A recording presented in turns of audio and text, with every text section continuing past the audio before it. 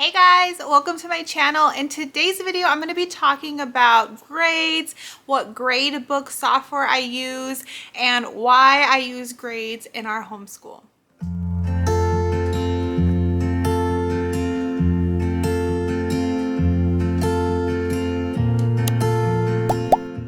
So let's talk about grades. It's not something I see tons of information about in homeschool, and I know maybe it's a little taboo in the homeschool community.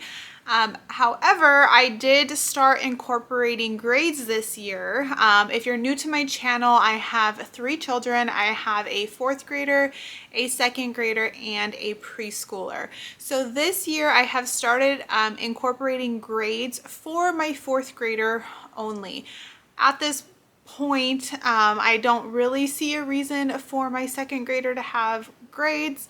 Our state does not require it, and even though I don't think we're going to be staying in this state long term, even some other states that I've been looking at don't necessarily require like a grade book. So in that aspect of like needing it for proof, we're pretty much covered. And so for my 2nd grader, we're not doing her grades this year, and obviously not for my preschooler. So it's really all about my 4th grader. I was watching a video by Homeschool with Jen, and she has a middle schooler, and she was explaining how she's preparing her middle schooler for high school, and one of the things is grades. When you start getting into homeschool curriculum for high school, a lot of times they are more online based courses, even obviously some dual credit college courses. And when you're taking those types of classes, grades are involved. And so her recommendation in middle school was like, well, I want to start getting her prepared for grades because that's coming in high school.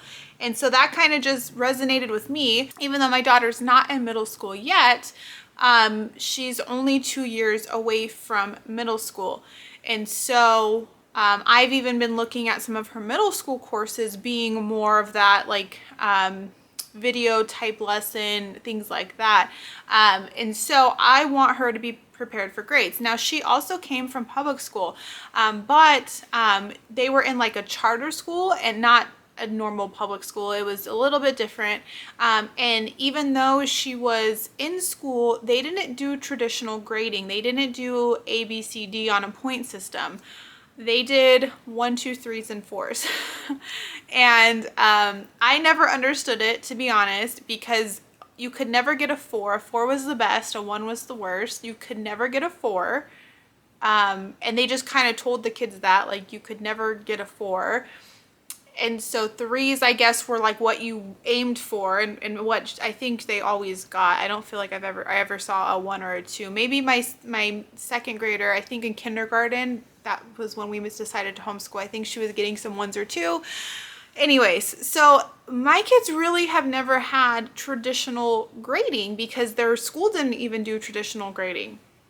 So I didn't want it to be a huge shock. I wanted her to start understanding now, when it really doesn't matter technically, how grades work, what being weighted means. And so I found a really cool online, well, it's not online, it's in Excel, but you can get it for free online. It's an Excel workbook to grade.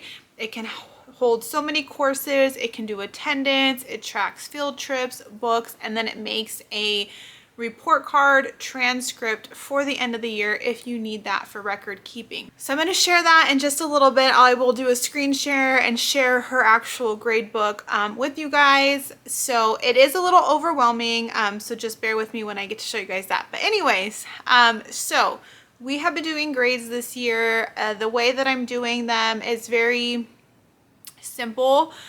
She gets points for her daily work and subjects like math, language arts, because she does complete her lessons, and I check those lessons and she has to do them until they're correct. So she gets like a daily, task point for those, and that's part of her grade. And then she does like quizzes and tests that are part of her curriculum. And so it's working out awesome. She has all A's. I'm happy to report, but I really wouldn't expect anything less. I'm not trying to trick her. I'm not trying to fail her. I really just want her to understand, if you get a 60% on a test, this is how it can impact your grade, because its tests are 50% of your overall grade, even though you do your work every day. And I'm not saying those are our specific numbers, but I want her to start understanding that and holding herself a little bit more accountable for those quizzes and tests. Those things I don't give her a second chance on. So when she takes a quiz or a test within her curriculum, I will track whatever grade she gets. And I just, do that by how many problems there were, how many she got right, and you divide it to find her percentage of correct answers. And so I'm not going to change those grades or alter them. She's not going to get like a participation grade for those. Those are going to be, it is what it is. And so that kind of will give her that motivation to study more, focus a little bit more on the test rather than I'm not getting a grade. There's really no accountability. How serious do I have to take this? Not that she was doing that, but I just want her to understand for that. And that will develop study skills later on, like note taking and just, paying attention more. Like when I am reading through things, she's getting in those higher grades, she needs to be able to pull out facts. So she's recently started highlighting, which is really cool. She did that on her own. She's like, oh, I want to highlight as I read through this the important things. And that's a good study skill to have. It's a beginning of, note taking, lecture-based courses, things like that. So that is what we're doing. I will probably start grading my second grader next year when she's in third grade. Honestly, she wants me to grade her right now. I don't know why. She just, anything her sister does, she wants it. And so I told her maybe next year, honestly, because it is kind of a lot of work. I mean, you have to go in there and track. You don't have to track every assignment, but I track pretty much everything because I want them to have a good record keeping for that. So let's jump in and let me show you guys what free and actually really good, I would have paid for this Gradebook that I use. I searched all over and this was the best one that I could find, especially for like a homeschool type environment. So this is the website 5js.com. They offer lots of homeschool resources and printables, but it's called Gradebook Plus, a free homeschool gradebook and record keeping spreadsheet. So I will put this website link down below. It has all the information you need. You basically download the Excel file, or if you don't have like Microsoft Excel, you can get OpenOffice for free and it works the same. It goes over some of the features, the summary, attendance, course sheets, book list, extracurricular activities, field trips, grade report, course list, and directions. And here's some screenshots, but I'm going to jump in to mine so you can actually see it in live action.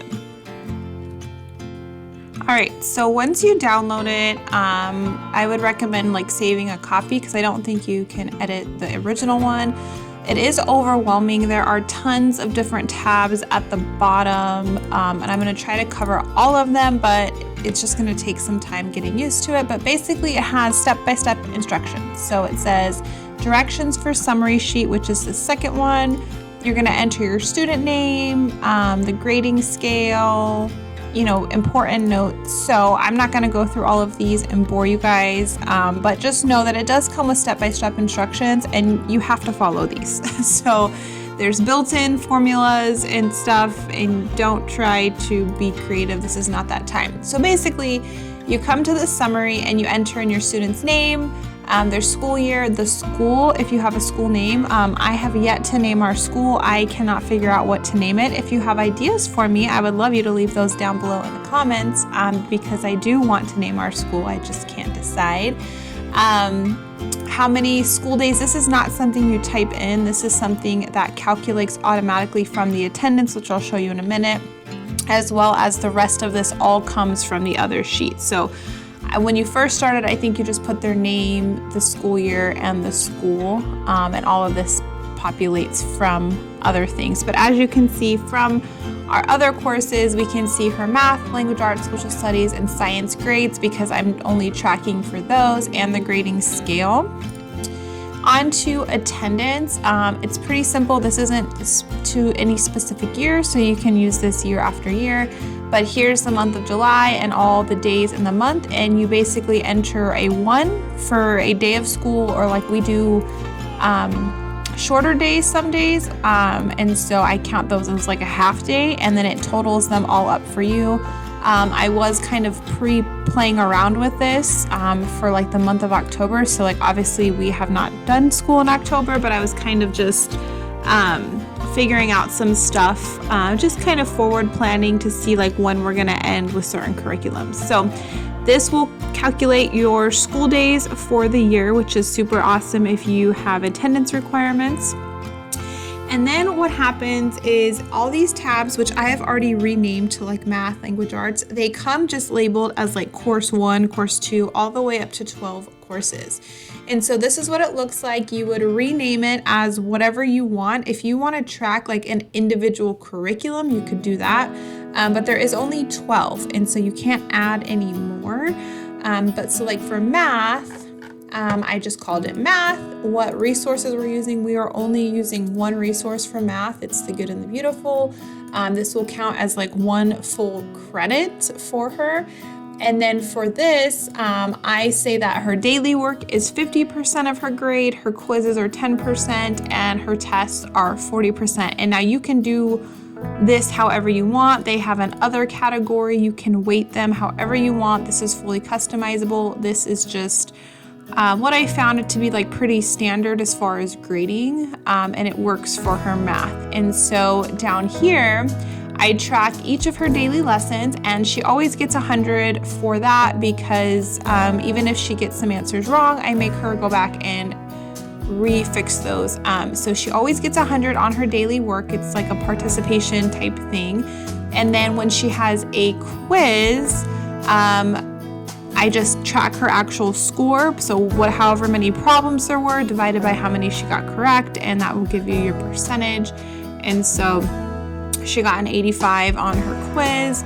And then down here, I know that her lesson 29 to 30 is going to be a test. I do have it right now as 100 because if you start adding in like these weights and you don't actually have a corresponding like line item that goes with it. So like say I deleted this 100, it would make her look like she has an F. So I don't want her to look like she has an F. So I'd rather just keep it at 100, and then I will update it as once she takes that test. Then for language arts, pretty similar, but she has taken some Wordly Wise tests and a spelling quiz. And again, I just kind of made these up of what falls within what category and what I track. But for language arts, she has a couple different curriculums she uses. So she uses The Good and Beautiful, Wordly Wise, and handwriting. And so I just wanted to notate all those different things that she uses. Social studies, I am counting our North America unit from Gather Round, and I kind of just put the lessons. She is doing a unit project on here. So you can see I changed this column to be project, and I will probably put this obviously as a higher weighted percentage. Science, we are doing our human body unit study, and so for this she got her daily lessons, but then she will be taking a quiz as well that I will average into here. And then as we do more courses in science, I will just add them up here and continue adding the line items. Art, STEM, and PE, I'm kind of just going back and forth on. She's doing a lot of these with her co-op, and so again, it just might be like a daily participation grade, like kind of pass or fail, which obviously she's going to pass. But just so they show up, you'll see on the report card. Foreign language, she did start doing some American Sign Language, but unfortunately the curriculum just didn't work out, and so that's kind of at a standstill. Life skills is going to be her natural medicine course that she is taking, but she hasn't started that yet. And then I have some extra ones that I haven't filled in yet. So you have lots of options however you want to use that. And then her book list, and so these are the books that she has read so far. I kind of just track like the date she either starts reading it or maybe finishes it. I don't always keep track. The book and the author, just so we can have a running list.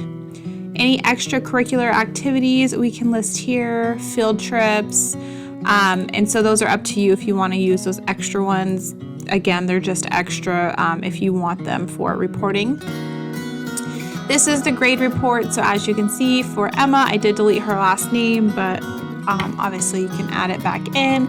It says please enter school name on summary sheet, so just reminding you that. And then here's all her courses. So these are taking from those other fields and it's giving the grades and then how many credits, and then it does give like an overall final grade, which I'm sure you could make this into a GPA if you wanted to. And then this is her course list, which of this you can kind of edit the sizing on these. You just have to, I think, unprotect it or something, which I'm not going to do right now in this video, but you can draw these out to make it bigger, and then it would show you all of the curriculum you've used throughout the year when you print it. And obviously you can print this out, and then if you do need to move this more to like a high school transcript template, at least you have like all the information here that you need.